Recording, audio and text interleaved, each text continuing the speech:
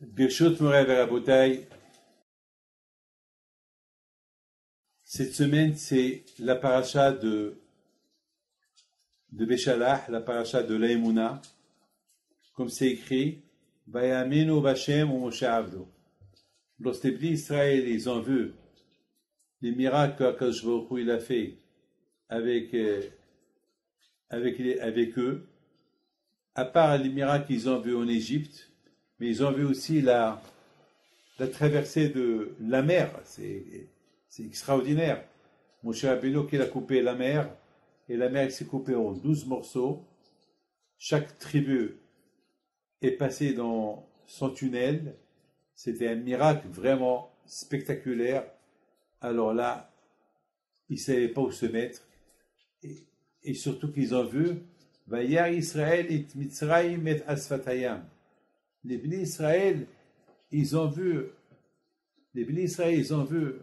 les Égyptiens mourir au bord de la mer. Mais Hachamim disent, ils ont vu le malach qui protège l'Égyptien, c'est ce qu'ils ont vu. Ils l'ont vu mourir. Alors là, ils ont compris que les Égyptiens, ils sont sans protection, et là, ils ont eu l'aïmouna à Akadosh Baruch Hu et en Moshe. Et surtout, il y a ceux qui disent que dans Azesh Moshe, on dit Mi kamocha ba'elim Hashem, qui comme toi Hashem? Qui a dit ça? C'est Paro qui a dit ça. Paro lui-même, il a vu la main d'Hashem. Paro lui-même, il a vu la main d'Hashem. Alors, lorsque Paro il a vu la main d'Hashem, il a fait une grande teshuva. Il a fait une très grande teshuva. Et Hachamim disent que Paro n'est pas mort. Il y a ceux qui disent que le ciel s'est ouvert, il est rentré vivant au ciel. Il y a ceux qui disent qu'il est resté vivant, parce qu'il a reconnu la grandeur d'Hachem. Mais maintenant, je voudrais approfondir un peu ce sujet-là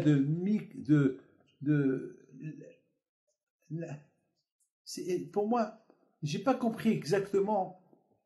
Est-ce que les Bénis Israël, avec tous les miracles qu'ils ont vus en Égypte, ils n'avaient pas assez de Emouna en Hachem? Il a fallu qu'ils voient le miracle de la mer, il s'est coupé, que là, les Bénis Israël, ils ont eu une grande Emouna à Akadosh Baruch Hu. Ça, j'ai pas compris.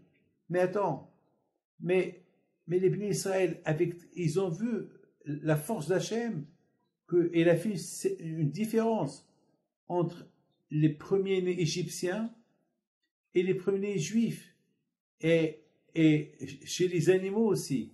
Tous les premiers-nés des animaux égyptiens, ils sont morts. Les premiers-nés égyptiens, ils sont morts. Tous les étrangers égyptiens, leur premier-né est mort, et pas un premier-né juif, et pas un animal, pas une brebis, pas une vache, pas un taureau, premier-né est mort, qui appartenait aux juifs. Ils ont vu ça. Ils ont vu comment Paro il embrassait les mains de Moshe Rabbeinu. Ils ont vu comment Paro il leur a apporté. Il a apporté des juifs, des Tzedaladerer. Voilà. Il leur a fait des Seudot. Il les a accompagnés. Avec tout ça, on n'a pas dit Vaya Amenu Bashem Moshe Avdo. C'est écrit au Bnei Israël. Yos'im Biyadrama. Les Bnei Israël sont sortis les mains hautes. C'est écrit que les Bnei Israël. Et c'est écrit que les Bnei Israël, ils ont sacrifié la Avodah égyptienne devant les Égyptiens. Parce qu'à l'époque, les Égyptiens ne mangeaient pas la viande. Et les Juifs, ils ont tué des bêtes, ils les ont grillés, ils ont fait du michoui, ils les ont mangés. C'est pas assez. Et quoi? C'est quoi ça? C'est quoi? Il y a que à la sortie lorsqu'ils ont sorti de la mer, il y a que, d'ailleurs, dans la paracha de Yitro, c'est écrit Vaishma Yitro. Yitro, il a entendu. Les Hachamim disent, qu'est-ce qu'il a entendu, Yitro? Les Hachamim disent, il a entendu la mer qui s'est coupée devant les Juifs et la guerre de Amalek. Alors, attends, Yitro, et t'as pas entendu les 10 plaies que Hachem a donné aux Égyptiens en Égypte? Il n'y a que la guerre de Amalek qui est impressionnée. La guerre, les Juifs contre une petite tribu. Il y a que il y a que comment ça s'appelle, la traversée de la mer qui t'a impressionné, et tous les 10 miracles que tu as entendus là-bas, Arov. Arov, c'est les animaux. Vous imaginez les animaux, ils rentrent que dans les maisons égyptiennes et pas dans une maison juive. Les animaux, vous savez que les Égyptiens, ils ont commencé à s'habiller comme des juifs. Pour ne pas que les animaux, et les animaux, ils sautaient sur eux. Ils savaient, ils les sentaient. Et les sauterelles, et les grenouilles, ils rentraient que chez l'Égyptien, pas chez les Juifs. Et l'eau qui est devenue sang. Pour les Juifs, c'était pas du sang. Et pour les Égyptiens, c'était du sang. Et l'obscurité, Makat Hocher, il y avait le Hocher chez les Égyptiens, pas chez les Juifs. Et les kinim, et les poux. Attends, les poux, ils s'accrochent sur tous les corps. C'est quoi tout ça? Et on n'a pas vu que les Bnissa, ils ont dit, Bayabeno Bachem, au Moshe Avdo. Vous savez pourquoi? Parce que je pense que les Bnei Israël, c'est vrai, ils avaient une grande émouna à Kadosh Baruch Hu. Bien sûr. Mais l'émouna qu'ils avaient à Kadosh Baruch Hu, elle était un peu fissurée. Pas à 100%. Pourquoi? Parce qu'ils étaient encore en Égypte. Ils étaient à l'intérieur de l'Égypte. Vous avez compris? Il y a une différence lorsque tu rentres dans une parfumerie et tu sens le parfum, que lorsque tu prends le parfum, tu le mets dans tes mains et tu le sens. Lorsque tu prends le parfum, tu le mets dans tes mains, ça sent très fort.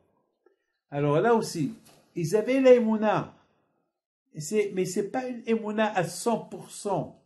C'était une émouna, parce qu'ils étaient encore en Égypte, et l'Égypte, il y avait là-bas l'idolâtrie de partout. Il y avait là-bas, ils étaient dans 49 degrés de Touma.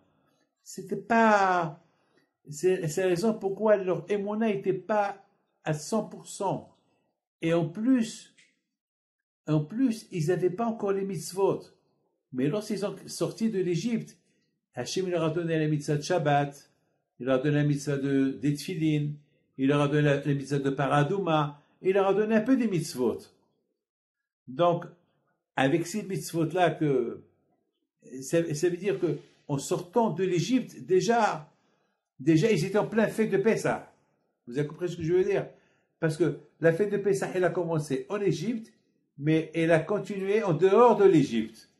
En dehors de l'Égypte, il n'y avait plus de Avodah Zarah. Ils n'étaient plus en Égypte. Donc la Emouna, à eux, est devenue un peu plus forte, jusqu'à qu'ils sont arrivés à la mer. Là, à la mer,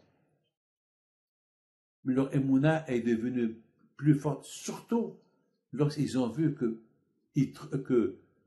Paro, il est mort. Il n'est plus là. Ça veut dire, parce que tant que l'ange qui protège l'Égyptien était vivant, ils avaient toujours peur. Et peut-être, là, ils l'ont vu mort. Là, ils ont vu que Paro, il a fait Teshuvah. Il a admis, il n'y a plus sur qui être orgueilleux. Tout son peuple, ils sont morts. Ses soldats, ils sont morts. Maintenant, il veut sa peau. Il veut sauver sa peau. Hachem, sauve-moi, Hachem. Please, s'il te plaît, please. Save me, please. Alors là, la Emouna, eux, étaient grandes. La Emouna d'Am Israël, maintenant, est devenue plus grande. Maintenant, je me suis posé une question.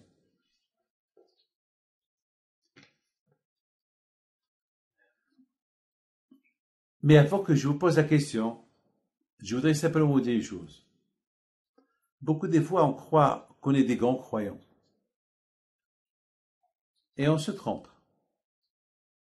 Beaucoup des fois, on croit qu'on est des grands croyants.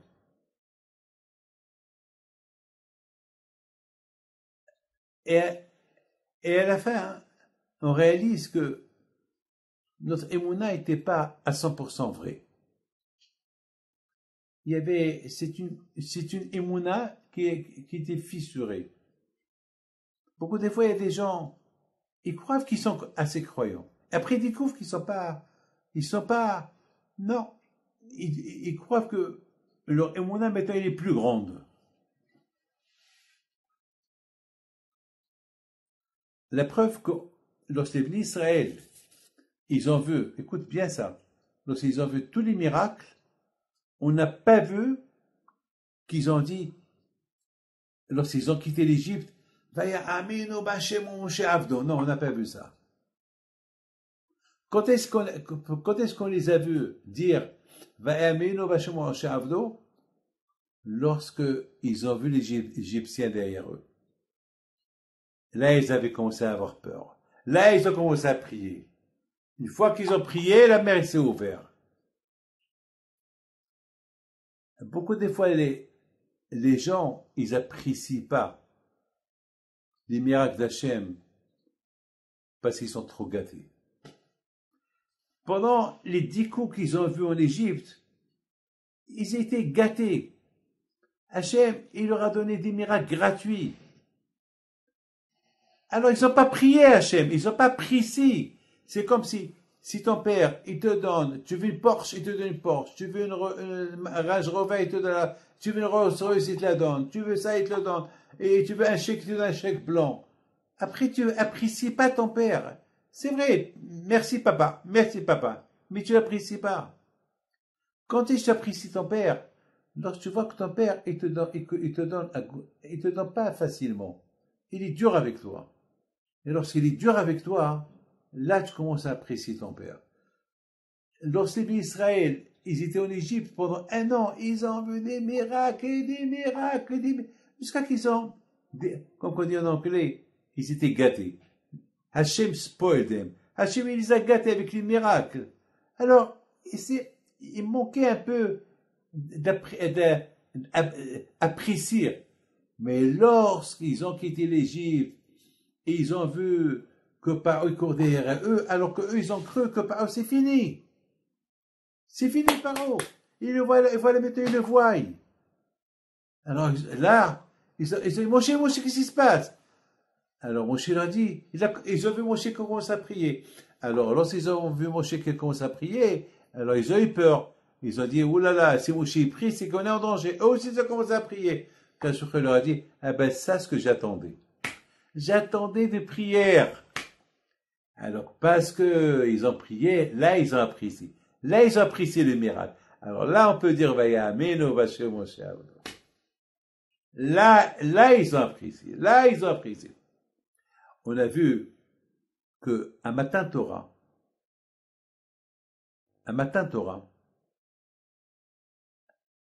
Akadosh Baruch Hu, il a fait des miracles au-delà de la nature. Les Hachamim disent que Hachem il a ouvert le ciel, ils ont vu qu'il n'y a que Hachem. Hachem leur a dit, vous voyez, je suis seul. Et voilà. Il leur a monté, ils ont vu des malachim.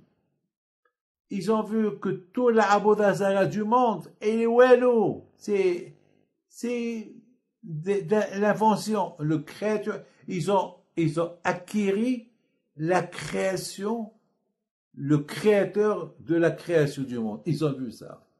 À tel point que même dans la mer, ils ont dit, c'est élevé un vidéo. Ils ont pointé sur Hachem. Ils ont pointé sur Hachem. Et là, non seulement qu'ils ont pointé sur Hachem, mais à matin Torah, Hachem encore, il s'est révélé à eux encore. Et c'est écrit, ils ont vu les voix. Est-ce que les voix, tu les vois? Non. Une voix, tu l'entends, tu la vois pas. Mais eux, ils ont vu qui parle. Et qui parle, c'est Hachem. Avec tout ça, qu'est-ce que Hachamim disent? Les Juifs, ils ont reçu la Torah Béonès. Les Juifs, ils étaient obligés de recevoir la Torah. Et quand est-ce qu'ils ont accepté la Torah avec volonté, Beratzon? À l'époque de Mordechai et Esther. Lorsqu'ils ont vu les miracles, Haman, il a voulu les tuer. Et comment Hachem, il les a protégés de Haman. Et c'est Haman qui a été tué. Ils ont vu l'histoire, comment Esther, comment Vaché, elle est morte. Et c'est Esther qui a pris sa place. Elle n'a pas voulu dire Esther à Ahasuerus que les Juifs. Après Haman il est venu, il a fait la xération des Juifs, et c'est Esther qui lui a fait un piège, et à la fin, les Juifs, ils ont fait une grande teshuva, ils ont accepté la Torah avec joie, avec volonté. Alors quelle est la différence? Hachem s'est dévoilé à eux, ils ont accepté la Torah avec honnête, on dirait qu'ils étaient forcés d'accepter. Et là, que Hachem les a fait souffrir avec Haman, là ils ont accepté la Torah avec volonté. Quelle différence? Mais là-bas ils ont fait Hachem. La réponse elle est simple, parce qu'ils ne méritaient pas de voir Hachem. C'est comme il leur a donné du gratuit. Ils n'ont même pas travaillé pour voir Hachem, pour être prophète. Il faut travailler pour être prophète. Et eux, ils étaient prophètes. Ils ont chanté Azaché Moshe. Azaché Moshe, Obne Israël. Moshe a commencé à chanter, les Bnei Israël l'ont suivi. Comment les Bnei Israël ils ont chanté les chants de Moshe Rabbeinu? Ils n'ont pas préparé avec Moshe Rabbeinu. Moshe a commencé à chanter et tous les Juifs ils sont devenus prophètes. Tu vois, Hakadosh Baruch Hu leur a donné trop de cadeaux. La prophétie, ils l'ont vu donc il y a Atiam Souf, ils l'ont vu à Matan Torah. C'est ça qu'ils n'ont pas apprécié.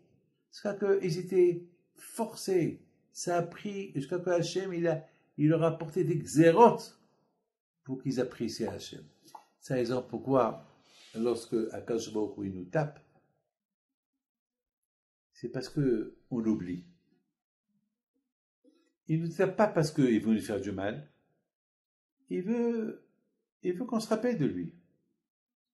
Vous savez, j'ai lu l'histoire, il y avait un prince qui il voulait voir dans son palais, il avait une tour dans son palais. Il avait une tour, un migdal, une tour. Quand il est monté la tour, de là-bas il voyait toute la ville. Et lorsqu'il est rentré, la porte s'est fermée. Il ne savait plus comment sortir. Il a commencé à appeler au secours, mais personne n'entendait.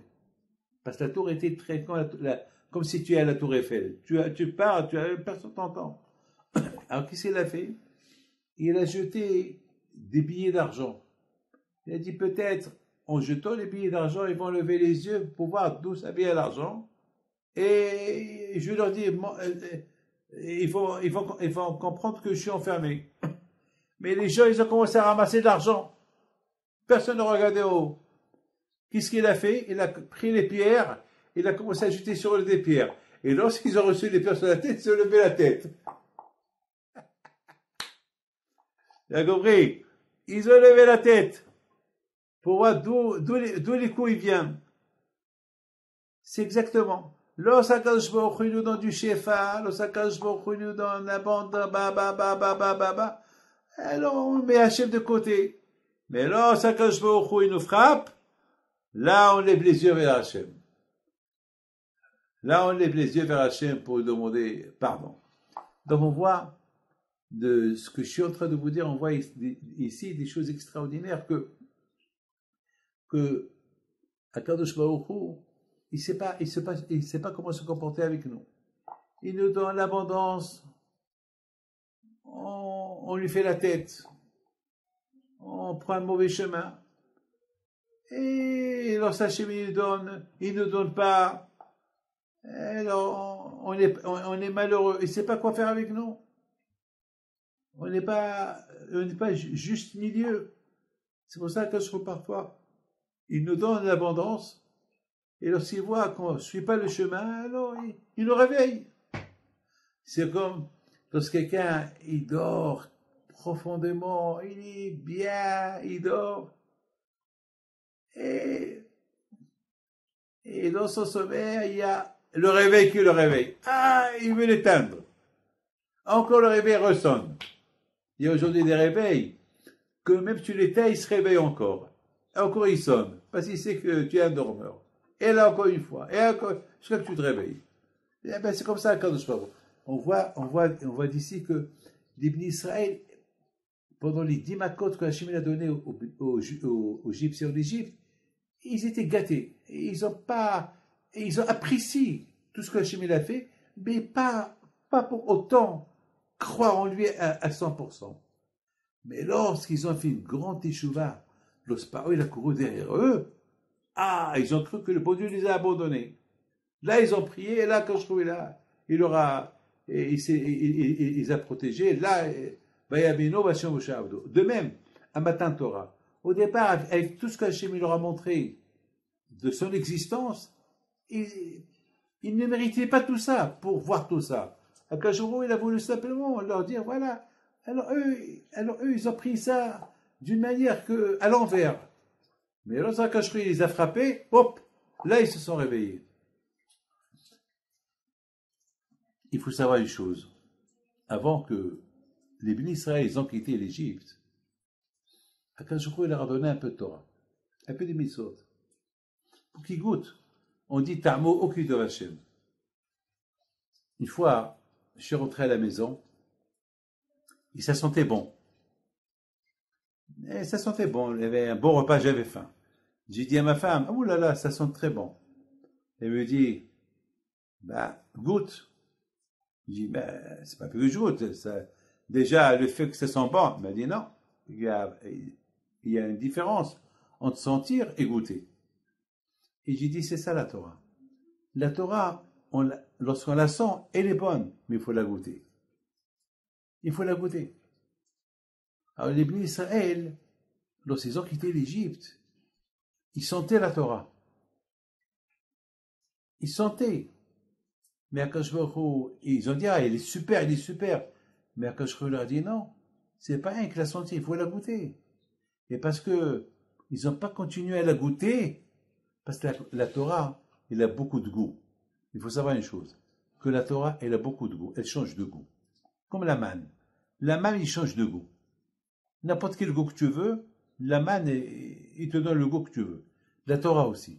Elle change beaucoup. C'est pour cette raison, de plus que tu l'étudies, tu trouves des goûts dans la Torah. C'est la raison pourquoi Amalek il est sorti contre les Juifs. Parce que ils ont goûté la Torah, ils sont restés avec le même goût. Mais Akash a dit non, de plus que vous allez étudier, vous allez trouver encore d'autres goûts. Et alors, si vous restez avec le même goût, après tu ne vas plus l'étudier, tu vas avoir ras-le-bol d'elle. Et c'est la raison pourquoi dans la paracha de Bishalach, on parle de Amalek. Pourquoi? Parce qu'on dit Rafou idem idibri Torah. Parce que les Juifs, ils sont un peu ralentis de l'étude de la Torah. Ils n'ont pas encore reçu la Torah. C'est quoi ils ont ralenti? Ils ont ralenti de ce que Hachem leur a donné. De ce que Hachem leur a donné, ils ont stagné sur ce que Hachem leur a donné. Par exemple, je vous donne par exemple 1000 parfums, 1 milliard de parfums, différents parfums. Et je vous mets un parfum d'un côté, voilà, je vous mets un parfum là, et après, à côté, il y a au moins 10 milliards, 1 milliard, 2 milliards de parfums. Et toi, tu prends que celui-là. Attends. Celui-là, c'est un parfum. Mais les autres, ils sont pas mieux, ils sont pas moins que celui-là. Pourquoi tu prends que celui-là? Prends les autres aussi. Goûte, ça va être. Et en plus, je t'avertis, tu sais, ça c'est un bon parfum, mais les autres, ils sont encore meilleurs. Alors tu me dis, lequel? Chacun, il est mieux que l'autre. Et c'est ça la Torah. De plus que tu étudies la Torah, tu trouves le goût encore meilleur. Et c'est ça la raison pourquoi les Israël ils ont été punis avec Amalek. Ils ont été punis avec Amalek parce qu'ils ont stagné. Alors, lorsque ils ont compris que lorsque on stagne dans la Torah Amalek qui vient, là, ils ont compris la leçon. Là, ils sont partis au mont Sinaï, comme qui dit l'Orachem Akadosh, ils sont partis avec la Torah. Maintenant, allez, avec toutes les forces. Maintenant, on va goûter tous les parfums. Tout, on va teindre. Et malgré tout, on a vu qu'ils ont accepté la Torah béonès. Ils ont accepté la Torah comme Hachem, par rapport à ce que tu as fait pour nous, on accepte. C'est pas avec une joie La vraie joie de recevoir la Torah, c'était à l'époque de Mordechai et Haman. Pas matin Torah. Pourquoi? Parce que Hachem il leur a trop montré. Il leur a trop montré. Alors maintenant vous avez posé la question. Ah, pourquoi Hachem il leur a trop montré? Pourquoi Kachro il leur a pas montré un qu'un peu? Quelle est la raison? Quelle est la raison qu'Hachem il aura. Eh bien justement, Akash Baruch Hu, c'était pas miséricorde qu'il a fait ça. Il voulait être bien, que c'est comme un papa qui aime tellement son fils qu'il veut tout lui donner d'un seul coup. C'est comme ça. Alors à nous d'être heureux que papa nous fait confiance, il nous donne tout. À nous d'être heureux que Hachem il nous fait confiance, il nous donne tout. Nous on a pris ça à l'envers.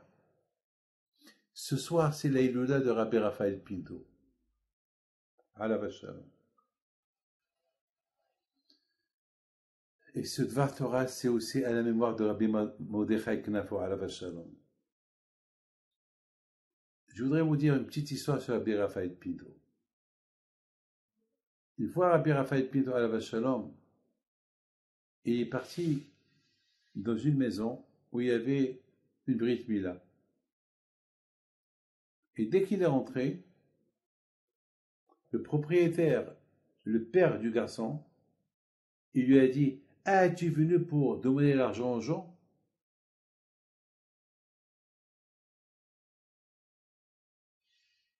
Rabbi Raphaël Pinto était vexé. Il lui dit « Mais je suis venu pour la Brit Mila. »« Ah oui, je sais. Tu es venu pour la Brit Mila, mais pour demander aux gens l'argent. » Rabbi Raphaël Pinto, il a vu la photo de Rabbi Pinto accrochée sur le mur. Il lui dit « Qu'est-ce qu'elle fait cette photo accrochée dans ton mur ?» Il dit ben, « C'est la photo de ton père. » Rabbi Pinto. Il lui a dit « Et avec lui tu peux parler comme ça? Si lui serait venu maintenant, tu l'aurais dit ça? » Il a dit « Mais tu n'es pas pareil que lui. » Il a dit « Alors tu vas voir. » Rabbi Raphaël est sorti. Au moment qu'il est sorti, il y a eu le feu à la maison. Toute la maison a brûlé. Ils avaient le temps de se sauver de la maison. Et ils ont fait la Brit Mila ailleurs. Les tzadikim, on ne les touche pas. J'ai oublié de vous dire que Rabbi Raphaël Pinto lui a dit tu vas voir que la Brit Mila, elle ne va pas se passer ici à la maison. Toute la maison a brûlé, sauf la photo de Rabbi Pinto. Elle n'a pas été brûlée. Bien sûr, ils sont partis chez lui, ils lui ont demandé pardon. Il leur a dit, si la maison elle n'aurait pas été brûlée, vous avez de la chance qu'elle a brûlé, c'est toi qui serais mort. Mais j'ai prié pour que tu ne meurs pas. C'est les miracles qu'on raconte sur Rabbi Raphaël Pinto, un grand Baal Tzedaka. Il est décédé comme ce soir. C'est sans dire que Mamash, c'est sa kedusha, elle est énorme. Il y avait quelqu'un, un certain monsieur Lasserie qui me raconte, une fois il est parti et il a acheté une Fiat 127, de l'époque, une Fiat. Alors il a dit, je vais aller chez Rabbi Raphaël Pinto qui me fait une bracha. Parce qu'à l'époque au Maroc, c'était il y a à peu près 50 ans, c'était à la mode cette voiture-là. Pour ne pas que il s'appelle Salomon Lasserie. Alors il est parti chez Rabbi Raphaël Pinto. Alors, il est sorti du garage W1, neuf. Et il a garé quelque part. Il est parti à la rue Commandant Provost, chez Rabbi Raphaël Pinto. Et dès qu'il est arrivé chez lui, il lui dit, dis-moi, j'ai acheté une voiture. Pourquoi tu ne me l'as pas dit? Il lui dit, mais comment tu sais? Il dit, tu crois que je ne sais pas? Ah, viens, on va partir maintenant, on va faire un petit tour. Et Shlomo Alasri me raconte qu'il a pris Rabbi Raphaël Pinto, et il a fait un petit tour. Une fois, ce Shlomo Alasri me raconte qu'une fois, il est parti chez Rabbi Raphaël Pinto, Rabbi Meir Pinto, ils ont fait des grillades, ils ont mangé avec lui, et à un moment donné, Shlomo Alasri, il a un peu bu. Il a dit un mot qu'il a vexé Rabbi Raphaël Pinto. Et Rabbi Raphaël Pinto lui a dit, maintenant, tu dégages de la maison, je suis en colère contre toi avant que je te frappe. Va-t'en d'ici. Et ce soir, tu vas recevoir des coups. Alors, Shlomo Alasri, il a encore rigolé, il est parti. Et le soir là-bas, toute la nuit, il rêvait 2 tortues qui le frappaient. Toute la nuit, 2 tortues qui le frappaient. Il le frappait. Jusqu'à qu'il criait, Rabbi Raphaël, Rabbi Raphaël. Il se réveille, il va chez Rabbi Raphaël Pinto, il tape à la porte, et Rabbi Raphaël Pinto, avant qu'il ait ouvert la porte, il a dit, Shlomo, alors, les tortues t'ont bien frappé, je t'ai envoyé 2 tortues qui te frappent, alors, la prochaine fois, tu vas te corriger ou pas? Un prophète, la folie. Alors, ce Shlomo Alasri, il me raconte encore une histoire. Il me raconte que lorsque sa femme était enceinte, les médecins, ils ont dit, ils vont lui faire césarien. Alors, il est parti chez Rabbi Raphaël Pinto pour une bracha. Et Rabbi Raphaël Pinto lui a dit, donne-moi maintenant telle et telle somme, et ta femme, dès que tu arrives à l'hôpital, ta femme, elle a déjà couché un garçon, et tu l'appelles Haïm. Il dit, il lui a dit, mais attends, c'est trop ce que tu demandes. Il dit alors, sinon, tu vas te payer 6 fois plus cher l'hôpital. Avec l'opération, elle va rester plus à l'hôpital, alors au moins, ce que je t'ai demandé, c'est même pas 20% ce que tu vas perdre à l'hôpital. Il a fait un calcul, il a raison. Il a dit voilà. Il va à l'hôpital, dès qu'il arrive à l'hôpital, ils lui ont dit Mazal Tov, ta femme, elle a eu un garçon. Ça, c'est Rabbi Raphaël Pinto. Et Rabbi Mordechai Knafo alav shalom, il est décédé lui aussi comme aujourd'hui. C'est 11 mois. Il était un grand chassid de Rabbi Raphaël Pinto alav shalom. Que leurs zéroutes soient avec nous, Amen Keraton.